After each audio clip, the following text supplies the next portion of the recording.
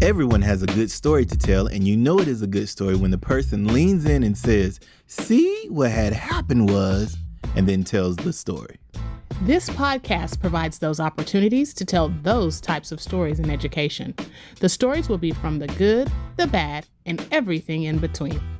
We wanted to do this podcast to showcase stories in education and to give flowers to educators who deserve recognition for their excellence. Our guests will feature parents, students, teachers, administrators, and just about anyone who is involved in education. These stories will inspire you, challenge you, and help you to reflect on your practice of education, whether it be from the inside of the classroom or outside. If you have a good story to tell, we'd love to hear it. Email us at contact@andredowty.org. We'd love to have you or your story on a future episode. See What Had Happened starts now. Welcome to See What Had Happened, where we hear stories in education from the good, the bad, and everything in between. We're your co-hosts, Danielle and Andre Daughty. If this is your first episode tuning in, welcome. If you've been a part of the family since season 1, welcome back. What's up, yo? We're on all podcasting networks, and if you want to see the show versus listen to the show, follow us on YouTube. Wherever you watch, make sure you click the like button and subscribe and share it out to all of your friends. We're in all of the places and all of the spaces, so wherever your podcasts are, we're there. Just find the See What Had Happened podcast. Absolutely. Now, I promised you in a previous episode that I was going to get to interview this guy right here. I get to ask him all the questions. So today, it's your turn, baby. It is. And once again, we really, truly appreciate those who are our listeners who asked these questions. A few months ago, we put out a poll on all of our social media, like, what questions for a Q&A episode? And so we got lots of responses, and these are just some of the ones that we've picked out from there. We truly appreciate you all, and thank you for, once again, rocking along with us during this episode, and here's some answers for you. All right, here we go. Here we go. Question number 1. If you could relive a educational year, which year would it be? I would relive year 1. Okay, why? Because I feel like I failed those babies. How so? Because your entry year, you're trying to like learn the ropes. You're trying to, and we were at a very low performing school based on what the state standards and the test scores. And so here I am just in survival mode with them. Okay. And that is where you are just trying to survive, literally. All of the new curriculum, all of the basal books. And then I'm with seasoned teachers who are vets. And they're like, oh, do this, Spalding, spelling, this, that, and the other. Success for all. And they were already familiar with all these things. And here I am coming into it. And I didn't know as much as I thought. And so every day I'm just really trying to teach these babies who are low. And I'm like, I'm not reaching them. I'm trying. But so I would love to relive year 1 with this knowledge now. This knowledge now, year 1, all those babies would have been rocking and rolling compared to them throwing things every day. And yeah. Okay. So let's stick with year 1. If you could write a note to your year 1 teaching self using only 3 words, what would those 3 words be? Journal every day. Because it would have been a New York Times bestseller. Eisenhower Elementary. This is the same Eisenhower Elementary where the student wanted to be Macho Man Randy Savage and jump off of the antenna. New York Times bestseller. Easily. Okay. Yeah. Okay. That's good. Okay. If you could have another career choice, what would it be?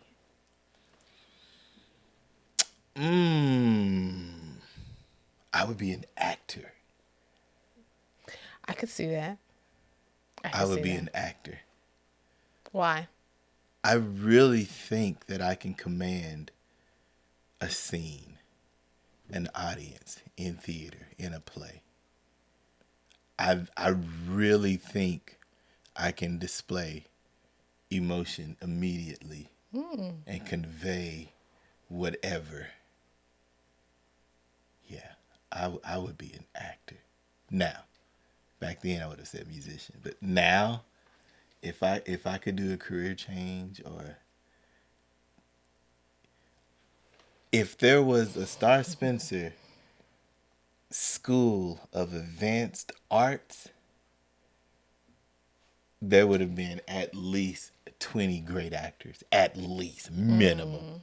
Okay. Because I'm a pretty good storyteller. Okay. I'm a This is pretty true. good This is true. liar if I need to. Very convincing. I'm really persuasive. Oh, I would have been an amazing actor. Okay. Yeah. Okay. This is a two-part question, if you will. Okay. As a teacher, what is one question that you wish you could have asked a principal, but you were afraid to ask then?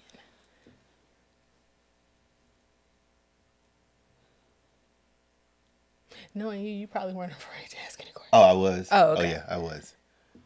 I would have asked that principal, why is he treating the black staff different from the white staff? There were some certain situations and scenarios very clear where we saw differences and the students saw differences. And instead of us having the come to Jesus meeting or the big gathering and speaking that truth with those receipts, with the evidence, instead we pity patted all around it and never directly tapped that truth. Okay. Okay. All right. So, as an administrator, what is a question that you would have asked a superintendent?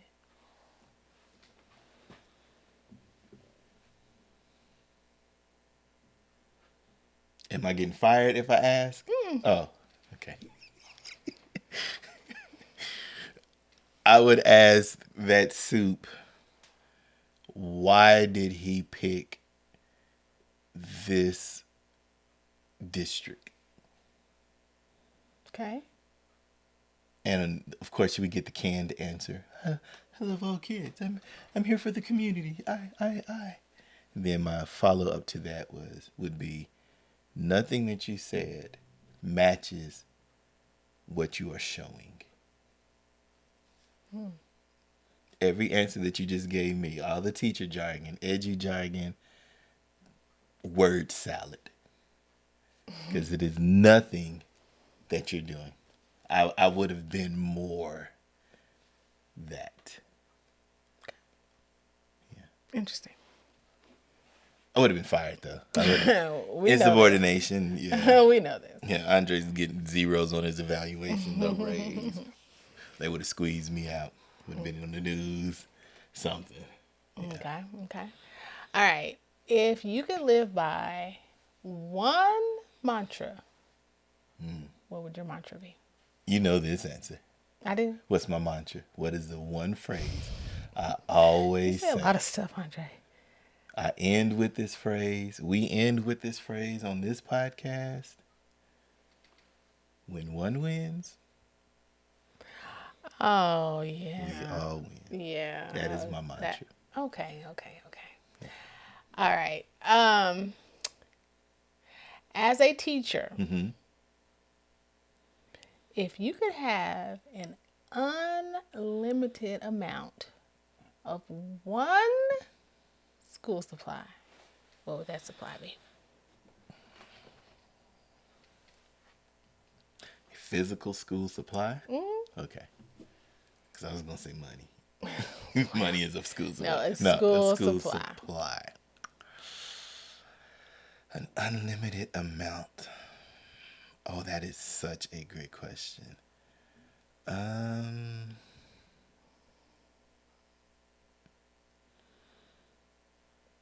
Technology, I guess. Like technology for every student or Yeah. what? Okay. Yeah. Okay. I would say technology because you can get the books, the curriculum. You can be creative and create videos, TikToks, whatever. You can do all the research, Okay. all of the differentiation, modifications for. Yeah, Okay. I say technology. Okay. What would you say? Hmm. One supply. I might I might have to say copy paper. Oh yeah, those go on the black market big time. The one time, I'm sorry, I know you asked a question. Uh, One time, Eisenhower Elementary, they put a copy limit on the entire district because we were just running the thing like crazy. Mm-hmm. And since it was a network printer, they got back the networking costs. And little did I know that the more copies that you make based on all of that, then you got charged because you, as a district said, you can only copy X amount. Mm-hmm. We far exceeded that 20, 30, 40,000. So they said, we've got this old printer, Risograph. Mm-hmm. You can use that, but you got to buy your own copy paper.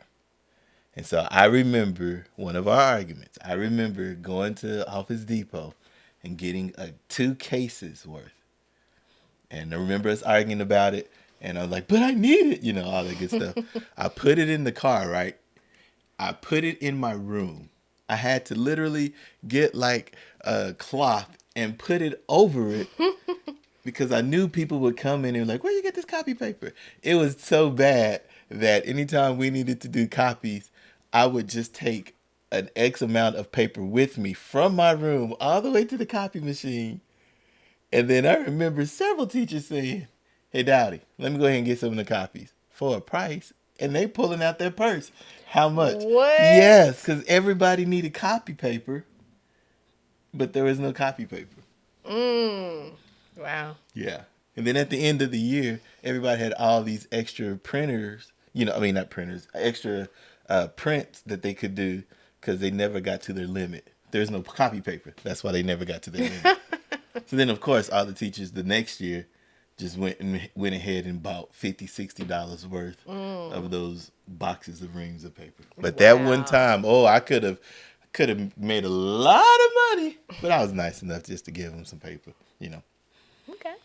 Copy paper. That is a great answer. Oh, well, thank you. That's a great answer. Shout out to those who remember the Risograph, too. Hey, we still have a Risograph. Oh, yeah? Yes. I love the Risograph. Yes. You get the ink on your fingers. Mm-hmm. Okay, yeah. And know how to work that toner machine. I've never had experience with the toner machine. I'll just say I've pulled the toner machine out. Mm-hmm. I mean, cleared out the... No, I've taken, what is it called? The little roll right. out. Mm-hmm. And then we had to go to the office and they would... Oh. Yeah. You pull it Because out because all the paper... That was a hot commodity. Yes, it is. Yeah. Yeah. Yeah. If it's the toner for the printer, if that breaks, the whole school mad. The toner for the Risograph, that's a quick fix. Because it's just all of those carbon papers mushed together. You put, yeah. Good times, man. I miss the Risograph. Good times. All right. Is there something that you've dreamed about doing, but you've never done it? Personally or in education? Educationally. I wanted to start an all-boys school. Say more. So a good friend of ours named Warren Pete, he and I, he was basically my mentor when my first year at Eisenhower Elementary. Our principal, Jesse Wesley, matched us together and said, Doughty, just follow whatever he's doing. He'll teach you right. And open arms, like a brotherhood, immediately. Here's all the unwritten rules, blah, blah, blah, blah, blah. And so we taught together for 2 years. He moved to KIPP. That I stayed at Eisenhower another year. He said, Doughty, come to KIPP. I went to KIPP. We stayed at KIPP together. And then from there, we moved back to Eisenhower. Just good family. Once when we left KIPP, we really considered starting an all-boys school because at the time we noticed that all of the men, the males, the students, they were being put in IEPs and special ed. And we're like, it's not because they have learning disabilities. They just never been taught. So we opened a school K-8 for just male students. We can change the trajectory of the East Side immediately. And we had a superintendent who was backing us. And he was like, give the paperwork. So I remember that summer, Warren Pete and I, he had the paperwork. We had the presentation. We presented it to the soup. The soup loved it. And he was like, it's going to take about a year to develop. We're excited. He's excited. And I'm like, Pete, we going to get an all-boys school. This is going to be amazing. And this is, of course, before, just as a side note, this is before the understanding of gender-based research.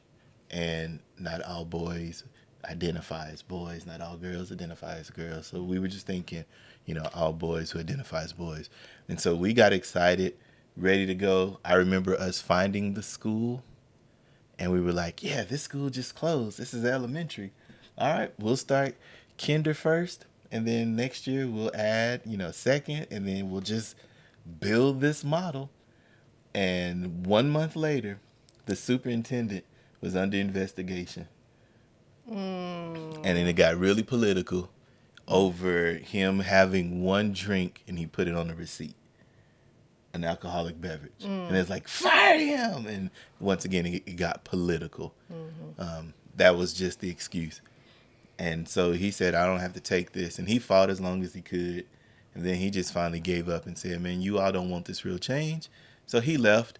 And when he left, the new superintendent came in and saw all boys school. No. Shut it down. But we was like, we were already approved. Shut it down, everything. We were getting teachers. That school would have been the best in Oklahoma. Easily. Hands down.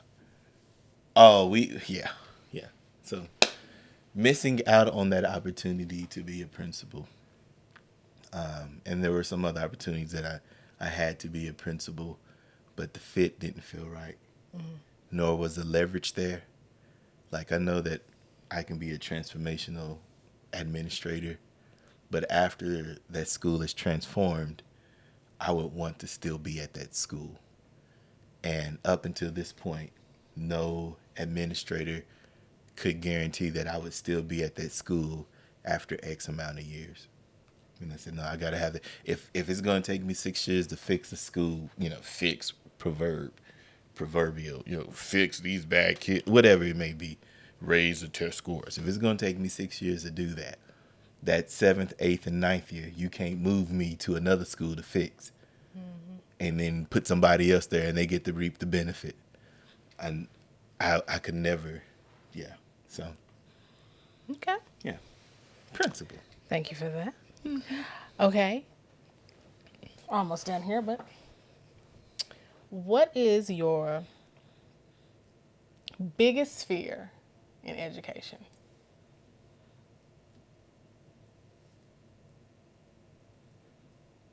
I'll give two. I'll give one personally and then one generally. Okay. My general biggest fear is that the laws recreate segregation. Okay. And they start by banning of books, banning of this. And then next they'll use school choice to separate. And now there is some really powerful schools where school choice has really helped, and communities where school choice really helped, and it's making it equal. But in certain states, they are using school choice to hide segregation. And they want public funds going to these private entities under the school choice. Okay. And the haves will get all of the good and the have-nots will not. Yep. that it appears, at least, that there are many Congress people trying to push that back to our civil rights Jim Crow era of education. That's my biggest fear in education. Okay. And then people not speaking up. Personally, my biggest fear in education is people won't speak up.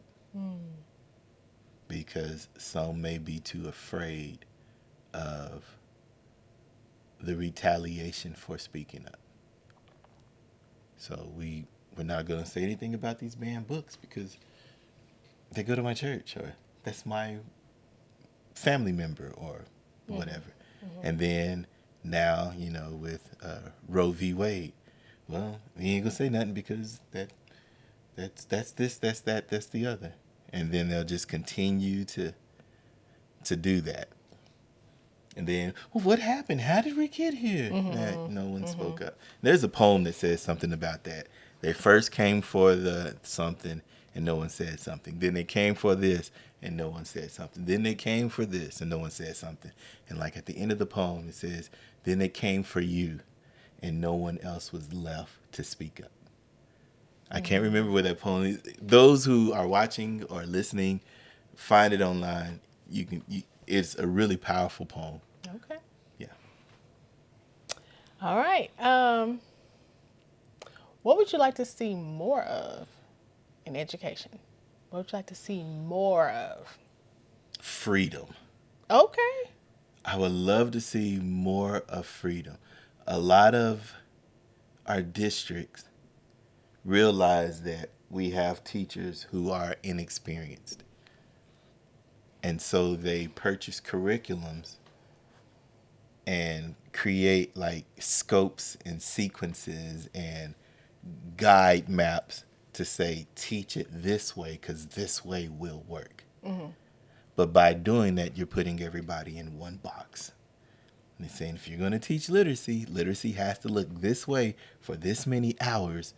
And so the teachers who are really creative and can teach that same skill in a different way or that same standard or objective in a different way, they're now fighting the system because this way over here works, but the way that I could teach it could also work and work better.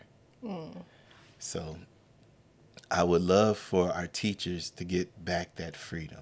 Remember when COVID first hit? All the schools shut down. And then they said no more standardized tests. And then they were like, teachers, just teach. And the teachers quickly got online and learned how to do Zoom and Google Hangouts and Microsoft Teams and all these other platforms. And next thing you know, their classrooms were filled with just learning. I would love to get back to that. Yes. That freedom. I'll get our babies or our students at the end. At the end, they'll learn all these standards, but we don't need the standardized test to prove it, or we don't need this scripted curriculum to freedom. Oh, I love that. Okay, if you can meet any educational powerhouse, just one, This is so easy. who would it be? Danielle Daughty. Oh, you've already met me, so that does not even Danielle count. Daughty. That does not count. Y'all see how I just did that answer right there? I just got some husband points. This is not still caking. Danielle Daughty. Okay, let's see. Educational powerhouse. They're a tandem in a couple? Can I do the couple? I'll allow it. Okay. I'll allow it. If I could meet one or two educational powerhouses, Michelle and Barack Obama. Okay, go further. Oh, yeah. Not only are they the first ever black president in FLOTUS, those two are very, very smart. They are. Like, for real smart. Like, constitutional law was your major smart. Like, Michelle was the top of her class and running the newspaper. and all the things before she met Barack Smart. Okay. Like, they're in the White House doing briefings, and when the brief comes, they say, well, that can't be true because based on this law, and then the case of this versus the Smart, and they from Chicago. So you know that Michelle, when her real name is Shell, you know. I would love to have dinner with those two, just to meet them and just to say hi, and then talk education, talk shop with those two. Yeah. Okay. Yeah. How about you? If you could meet one educational powerhouse / superhero, or however you framed it, who would be that person for you, or those people? Ooh.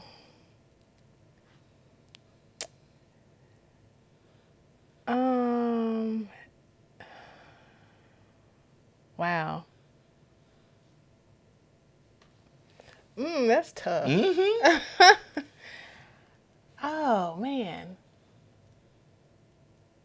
Because education is so broad. Living or dead? Sure.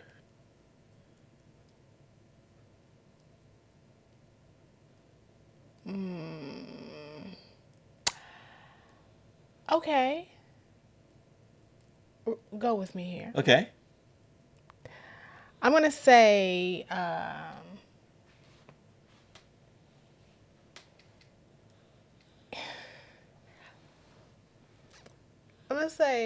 Ruby Bridges. Ruby Bridges is alive for those who are listening. Just Yes, yeah, she is. I was She's still alive. Yeah. I was trying to think Danielle of was who. saying living or dead, but yeah. Okay. Yes. Oh, that would be a powerful conversation. Yes. Why Ruby?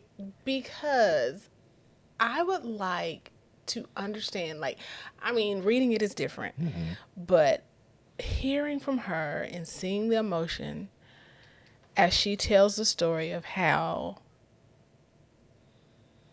she integrated a school at 6 years old. Yes. Like, yeah. And it was an early 6 too, I do believe. It wasn't like she was 6 about to be 7. But even if she was 6 about to be 7 or just turned 6, that is wow. Yeah. And you go to school and you know, vitriol. Yes, people are yelling The at you parents, and spitting and Yeah. She's literally being taken to class by military. by federal marshals. Yeah. Yes. She's eating alone. Yeah. And then I would like to know, like, how it was, like, what her family talked about. Mm-hmm. Like, what were their conversations? Yeah. Like, how do you keep an innocent child an innocent child? Mm-hmm.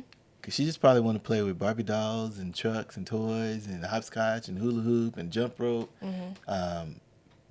Lincoln Logs. I mean, I'm trying to think of, like, toys from that era. And trying to stay innocent watching Howdy Doody or things like that. And instead, N-word this, N-word that, you know. And then I'm going to go further. And what about her teacher that was teaching her, who actually, you know, said, I'm going to teach this baby. Yeah. And was that teacher an ally? Yeah. I wonder that. Mm-hmm. See, now that you're saying that, I would love to talk to the Little Rock 9. Ooh. Because they're high school. And all 9 of them didn't make it through the finish line. A lot of them quit that school and went back. I would love to talk to them, or because in the high school you are well developed mentally and emotionally, and you know what racism looks like. And there's no innocent. That innocence got pulled away. Yeah. I would love. And those are just the popular ones we know. Think about in Alabama that we may not know, or Kansas, or Nebraska, or Oklahoma. Yeah, Oklahoma. Any of the other places that actually integrated. Okay, last question. How would you like to be remembered in the field of education? Ooh.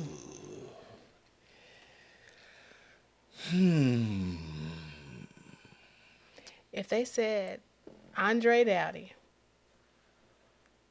what would people? He was a dope educator who was himself. And somehow or another, being yourself showed others that they could be themselves in the field of education. He wasn't your average cookie cutter teacher, presenter, speaker, workshop host, facilitator. But he had his own uniqueness and his own dopeness. And that helped others to be dope. There you have it. Yeah. Very good. I have enjoyed interviewing you. Yeah. It's some great questions. You got my brain hurting. Oh, yes.